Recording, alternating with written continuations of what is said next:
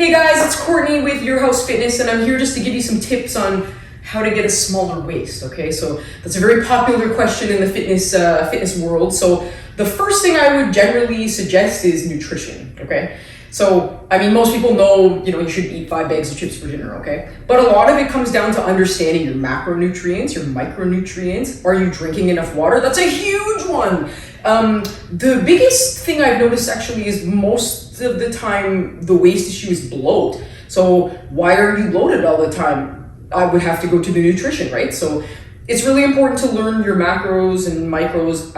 Also understand how many calories you actually should be eating every day. So maybe you're going over every day and you have no idea. So educating yourself, hiring somebody that can help you understand that will be my biggest and best suggestion for you, okay? Sleep and stress management are huge. Again, that usually plays into the bloat, and when people are really stressed out, they tend to store a lot of fat in their belly, right? We've all heard like cortisol belly, that kind of thing. But stress can come from many places, right? It can be job stress, family stress. If you're eating like crap all the time, that's stress on your body. So think about that, okay?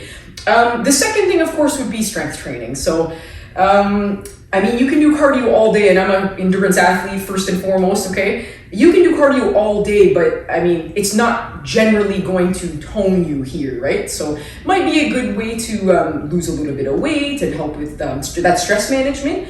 But at the end of the day, you're going to have to do something that focuses on total core engagement. So I was sharing a story with somebody recently, and I've been an athlete my entire life, but the best abs I've ever had in my entire life were from lifting. So namely deadlift, because that's the most core engagement I've ever had in my life with any exercise, right? It's the king. And learning how to do chin-ups. There's so much core, activation when you're trying to pull yourself up. So honestly, I'm Pilates instructor. I could do planks all day long, but I'm telling you, the best abs I've ever had were from actual heavy lifting, because it just required so much more engagement here than I had ever had in my life. And plus there's lots of other exercises, like doing some weighted rotational work, right? To kind of tighten up the obliques, side planking, that sort of thing. But please, please, please think about hiring somebody that can help you lift, okay?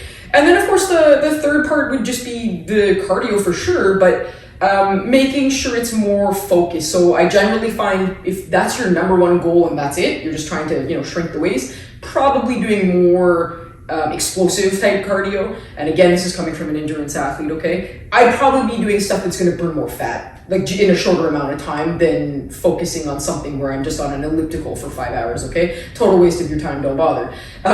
So yeah, think about the food. Consider talking to somebody about that. Get your food in under order.